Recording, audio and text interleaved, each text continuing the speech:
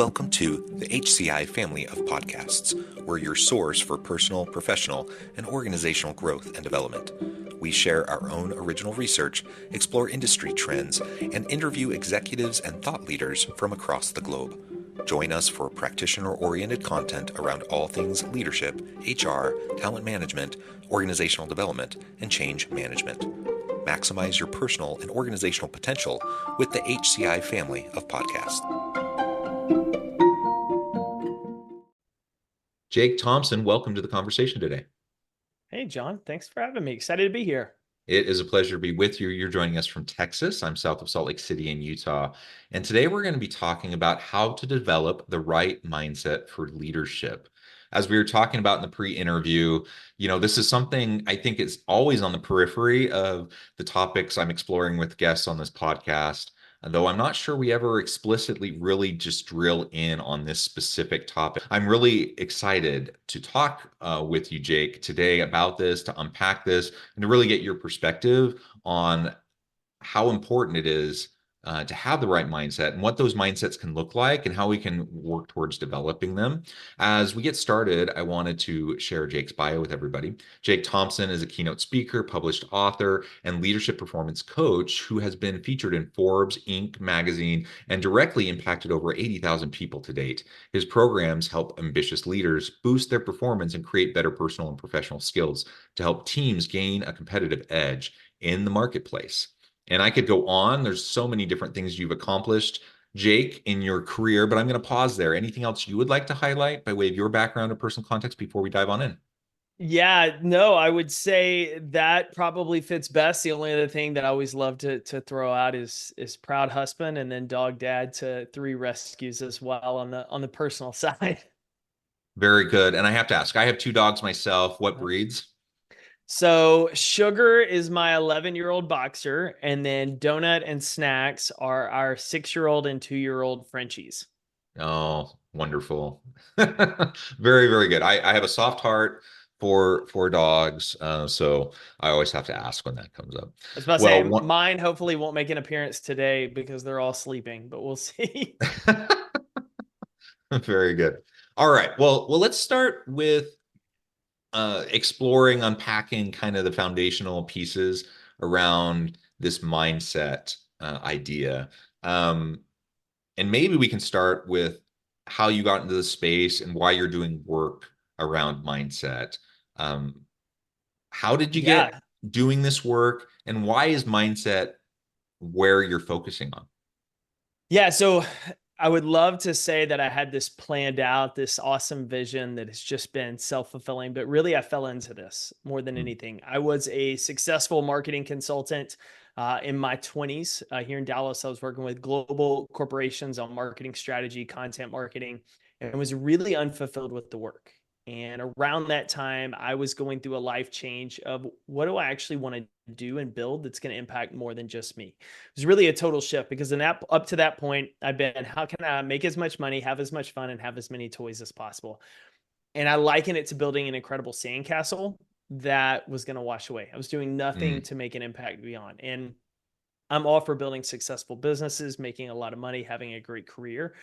But when you do it for selfish vein, you're going to find that it's pretty empty. And so I started exploring this idea of what would it look like to make a bigger impact. At the time, I was probably 60 pounds heavier than I am now. And so I started just trying to rebuild physically. How do I get back to the old athletic Jake that was growing up from high school and college? And so this idea of competing every day with myself started to really stand out. And as physical changes happened, people started to pay attention and say, "Hey, what are you doing?" And I was like, "I'm just competing every day. That's me versus me." I've always been a learner. My mom was a elementary school teacher, so from the time I was like moving, she's like books in hand. And so I've always read, loved to learn. And so I was really getting into psychology and a lot of the things around leadership, personal development, professional development as a way to try to figure out how do I actually do something bigger? How do I make a better me to go make a bigger impact? And along the way, as you start to get revealed with certain things, such as Carol Dweck's work in the book Mindset on growth mm. and fixed mindset, you start becoming aware of why you did certain things. And we're like, oh, if I'd only done that differently. And for me, it was always looking back through the lens of sports of like, What would I have done differently if I'd have known this? Or if I hadn't seen discomfort as the enemy, but a growth opportunity? So I just continued to learn and would talk about it. The same time I launched Compete Every Day really as an apparel business. I was selling t-shirts out of the trunk of my car behind a CrossFit gym in Dallas just as a side hustle next to my consulting.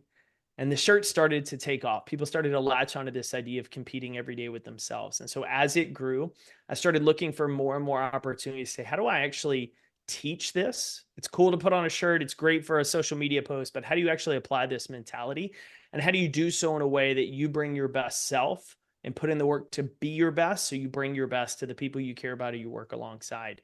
And so that went that way. And so years into that business, we made a strong shift of if we really want to help leaders become better leaders or managers transition into leaders or people who don't think they can lead, give them the tools to be able to effectively do it, we have to change the business. And so in 2017, we started shifting what we do really from just an e-commerce brand to development of coaching and a lot of my work as a keynote speaker today. And so that's really kind of where we got into this journey. And so it's a lot of what am I learning? What are we teaching? What are my clients experiencing? How are we coaching them? And then finding a way to package that because what I think happens is two really big issues that we see in a number of industries, from sales to construction to healthcare. One, we assume in a lot of senses that leaders are just naturally born. Like you're Mm, just naturally a leader, you're naturally not. Second thing that we do is if you're not, we don't really train you, right? So we assume you either have the skills or you don't. And so when we promote you from a performer to a manager or from a manager up to a C suite, we just kind of have the you'll figure it out mentality in a lot of industries. And what we're finding and what people are starting to realize is leadership is a skill set. There's some people that have more skills or natural abilities in certain areas than others, but it's still a skill set that can all be learned and developed given the right intentionality and practice. yeah, all of that's awesome. And I completely agree. Carol Dweck's work, growth mindset, we can develop leadership skills. I do not believe in this idea that you have the great man leader kind of idea. Like that's an old school kind of Yep. philosophy that, people are born into leadership. Now, do certain people kind of naturally have certain leadership characteristics? That help them to be more successful as leaders? Sure, but all different types, in different circumstances, different Yep. situations, can be successful as leaders. And everyone, I truly believe, can develop themselves into successful leaders.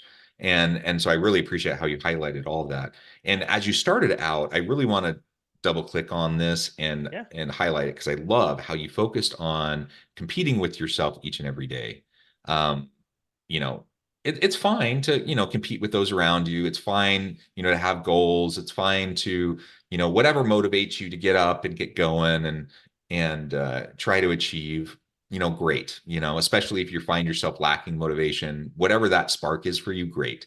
But I really love this idea of just competing with yourself because that's all that really matters. It doesn't really matter what that person next door or that car that they have. It doesn't really matter the other people who have different positions and different titles. What matters is you, where you're at, how you're growing, how you're developing, and you know you and you can challenge yourself and you know what you're capable of and you can push yourself in appropriate ways. And so I love that focus. Like you knew where you were at in high school and college, you knew what you were capable of in terms of like your body, physical health, and in terms of what you could get back to. You knew what you were capable of in terms of side hustle, in terms of your business, those sorts of things.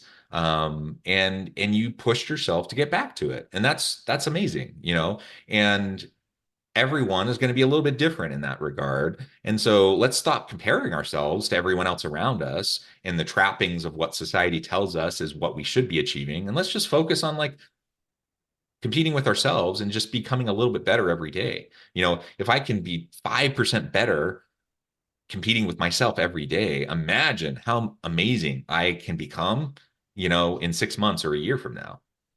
Yeah, and that's honestly why the idea of competing every day is, for me, it's foundational to the work we do. It is literally what we build everything off of, is because you have to Hmm. have the mentality it's you versus you.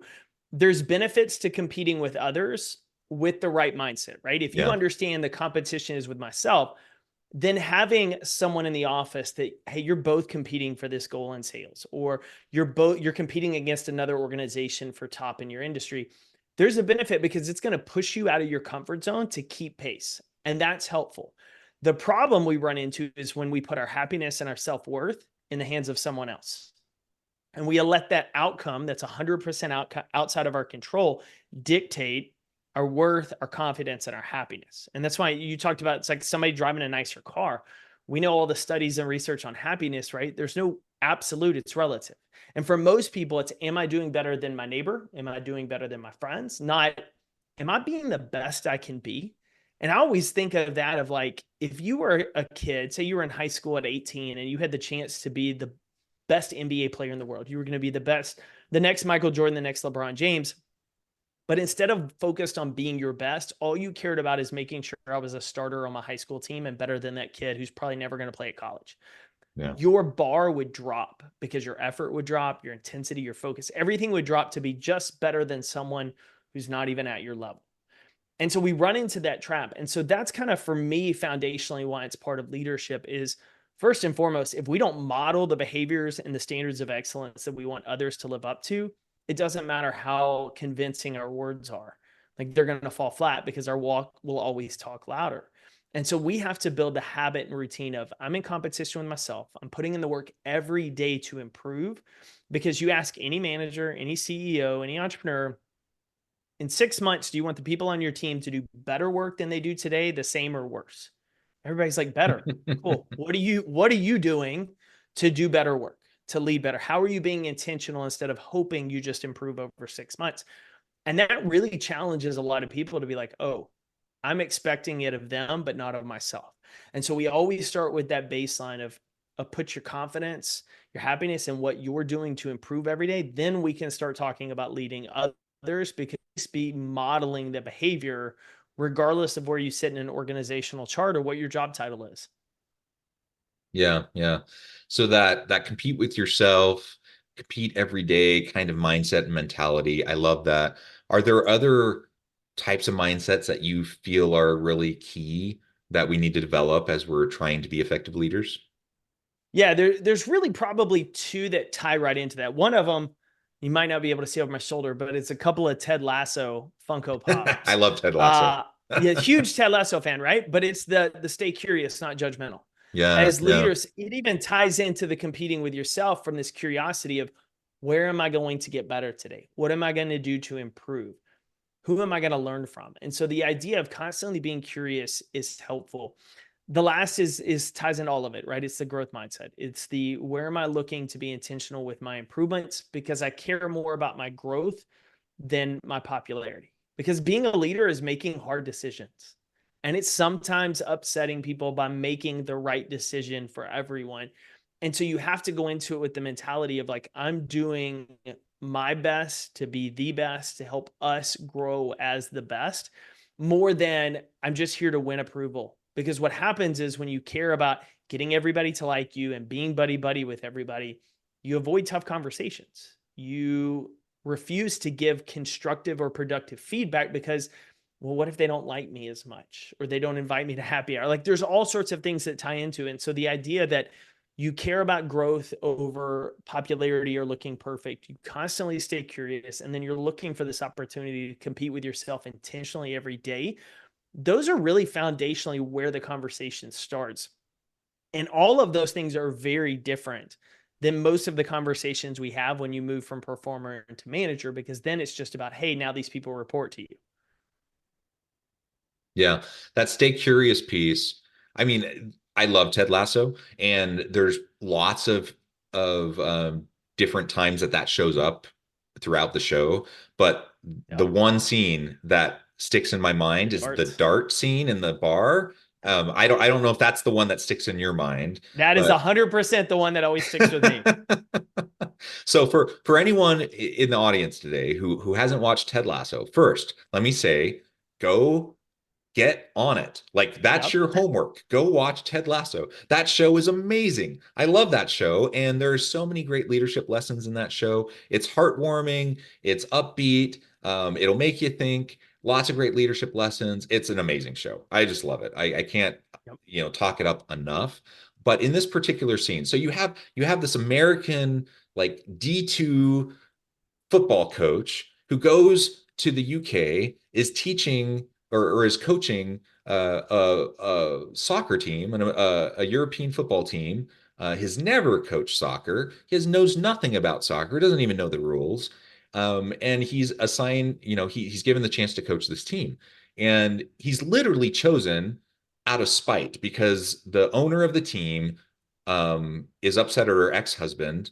Now she owns the team. She wants to upset him, so she hires this guy who doesn't know anything about soccer to humiliate, to like run the team into the ground to humiliate her ex-husband. That's literally why he ends up as coach of this team. But it turns out he's an amazing coach. He's an amazing leader. And it doesn't even matter what kind of team he's coaching. He is just amazing at rallying people around him, getting people to work well together. And that's what the whole show is about. And it's awesome. So there's this one scene where he is playing, he's at this bar, this local bar, with the ex-husband who walks in, and he's an epic prick. He's a jerk.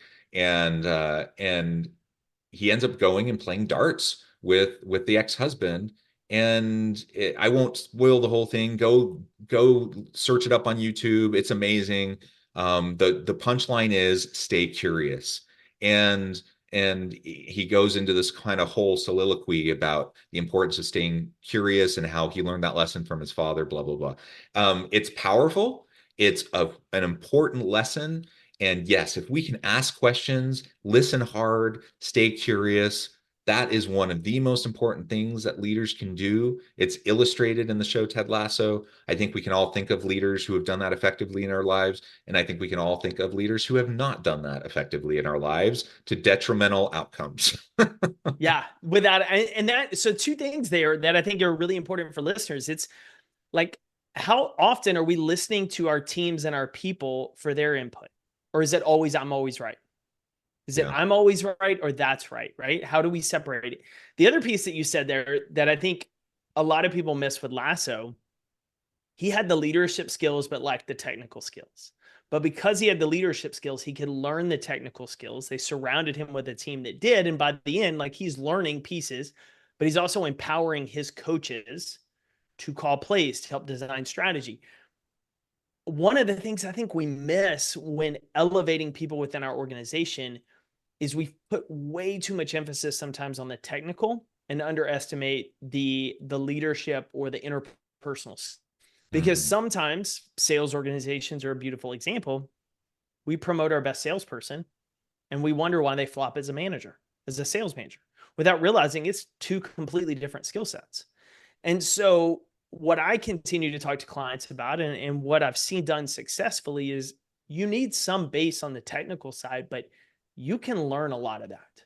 But if you're an individual who can coach, manage, and develop people, you're invaluable to an organization. And so if you can find those people that can connect, manage, and coach, which coach is a great replacement word for leader, because Yeah. that's really your job. Manage is task oriented. Leadership is developing people, coaching people up. It changes how your organization shows up. And to your point, like binge Ted Lasso, because there is illustration on illustration of what it looks like to connect, to deal with conflict, to make a mistake and own it. All of the things that are crucial to being an influential leader. Yeah, and just one more highlight from that show. I don't. This is not a Ted Lasso podcast, so but We can submit that's it not for a bad one. I think idea. That so. that would be a fun podcast. But one of the things he does so well, and I think if we all think about like the greatest leaders we've ever had, they've probably all done this also, is he like this idea of stay curious. He truly would be present with everyone around him, and he would stay curious, and he would get to know everyone around him. Like he would, it didn't matter if it was like the towel boy guy or if it was like the security person, the person at the front desk, the person at the restaurant. It literally everyone had value. He saw the innate value in everybody. He treated everyone as a person of value, and that matters, right? And when he stays curious and he treats people that way, amazing things happen. Amazing. And I mean, that in and of itself is one of those things. Like, if you want to bring people together, create a sense of belonging, create a common sense of purpose, draw out the technical skills that people have that you don't have, it starts with that kind of behavior. And that's something that he just did so well. And one of the reasons why he's such an endearing character, right? Yeah, it's funny. One of the more, I laugh, uncomfortable moments in one of our keynote programs is when I ask people, you've worked with your coworkers a year, 2 years, 5 years, some of you all been together 10 years. Can you tell me if your coworker has kids? Is a dog person or a cat person? What they like to do outside of work? Like, but every single one of you can tell me what email they owe you or what project they're behind on. Like, we Yeah. can tell you that, but we don't know the person. And we wonder why we have so much conflict. And so when organizations, especially leaders and people at the top, invest in the relationships, it shows throughout. And there was a client, one of my clients I worked with years ago, their company ended up getting acquired. And this specific VP had about 85 people on his team between a couple of levels. And so when the new acquiring company had, a couple of times they'd met and they said, "Hey, come in for a meeting on Monday. This is Friday afternoon." And he said, "Okay, what do I need to prepare for?" The VP's asking. And the head of the CEO said, "Just know your people." And so Monday he rolls in, he goes into their offices. They hand him his org chart, so his division's org chart. And they say, "Tell us about your people, not their roles. Tell us about them." And he was like, he loves this because he is invested in his people. And so he went through and talked about every single person in his organization. And I asked him, I said, "Well, what was that like?" He was like, "I mean, I know my people." Like, I was like, "This is ace the test." I said, "No, but what did that signal to you from them, the new people that you're just now learning that have acquired this organization?" He said, "Oh, it told me they care about the people Mm. because they know at the top they can't touch everybody. And so I have to be able to touch everybody on my team because they're going to influence me and the one below me." And I said, "That makes a special organization." And so it goes back to that curiosity. What can I get to know about you? How can I develop you? What can we learn together? That we get very distracted by deadlines and projects and P&Ls and all of the other pieces. But at the end of the day, it's the people that do the work that help us get the winning results. And so how do we invest in the people? Yeah, absolutely. It's the people that do the work. Now, all those other things you just mentioned, they do matter. Like, we do have Yeah. deadlines. There is work that has to get done, but it is the people that do the work. And so we're not saying, it's not just all fluffy kumbaya, let's just all feel good. We don't have to worry about getting stuff done. That's not what we're No. saying. Um, but if we can invest in each other, uh, work effectively, collaboratively together, empower each other, guess what? We're going to do the work better. We're going to get stuff done better. We're going to be more creative, more innovative. We're going to produce better, more higher quality stuff. We're going to bring better value to the market. All of that's going to be better, right? So we're going to have better outcomes. And the people are going to be happier. They're going to be more satisfied, more engaged, etc. So, I mean, it's a no-brainer. Yet we get so distracted by it because we end up focusing on the P&L. We end up focusing on the deadline. We end up focusing. So we're looking at the end instead of focusing like on how we interact with the people who are doing the steps to get to the end. And what we end up often doing, whether we intend to or not, is we end up chewing through all of the people that we rely on to get to the end results. And you can do that to an extent in the short term and get to results, but in the long term, it's not sustainable. And you'll chew through people, you'll use up people, people will not be committed and loyal. And that's why you have quiet quitting. That's why you have high turnover. Why you have all of these different types of things that make it hard for organizations. So let's just like as when I think of a mindset for leadership, I think of making sure that having a people first mindset, having uh, uh, an employee-centric mindset is one of those things that I think is really important. And again, it doesn't mean that you're not focused on results. No, Results are important. The organization doesn't exist if you don't have results. And you don't have any 100%. people if you don't have results. But you also don't have any results if you don't have people, right? That's And so you exactly have to right. make sure that you're always focusing on that people piece. Yeah, it's interesting, it's the both, it's the balance, right? It's not this giant kumbaya. Like I think about the best coaches I had and they're going to teach me. They're also going to get up my tail if I make a Yeah, like get yeah, onto it. Like they're going to hold me to a standard. And so we've got to have that balance because in today's world with technology, what it is, with everybody looking for high performers and top talent, people have more flexibility on who they for. They're going to choose the environments they want to work in. And high performers are not going to stay in places where they don't feel appreciated, where they don't get feedback, and they don't see opportunity to grow and develop. And they're going to leave. And we know the cost of replacing employees from recruiting to onboarding, all of that adds up. And so, why not influence some of the things in our control, which is creating that environment where we are people focused on how do I give you feedback, not just where you mess up, but what you're doing well. How do I create rhythms where we're coaching and developing you, giving you opportunity? In fact, one of the studies I saw recently, 71% of people between 2021 and 2023 that left their job without another one in hand did so because the manager they reported to didn't give them feedback or didn't let them feel that they were appreciated. I was like, yeah. that's a solvable problem. So, to your point, we've got all of these things going on in the world. The one thing we can control is how we give feedback and how we coach and develop our people. And that becomes a real competitive advantage when people have a lot more say on where they work and what they do these days than they've ever had in history. Yeah, yeah. Well said, Jake. This has been a fascinating conversation. I love it. We could go all day, but I also note the time, and I probably need to let you go here in a few minutes. Before we wrap things up, I just wanted to give you a chance to share with the audience how they can connect with you, find out more about your work, your team, and then give us a final word on the topic for today. Yeah, best place to connect with me is going to be our website, jakeathompson.com.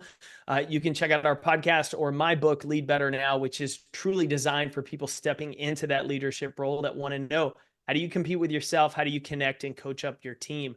And then I hang out on LinkedIn. So would love to connect with you on there. Super easy on it. When it comes to leadership, kind of final thoughts, this is the one thing I start in the book and I love to emphasize. It's not your fault if you weren't trained on how to lead. Yeah, Most of us weren't.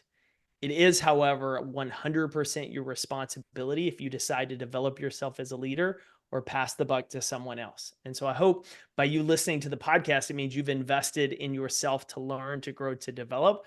So, how can you invest this week in your people to better lead them?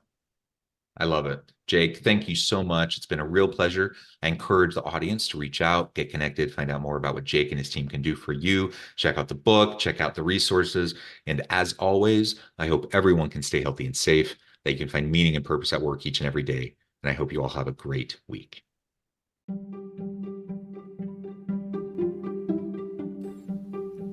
Thanks for joining us for this episode of the podcast. We hope you stay healthy and safe, and please join us again soon.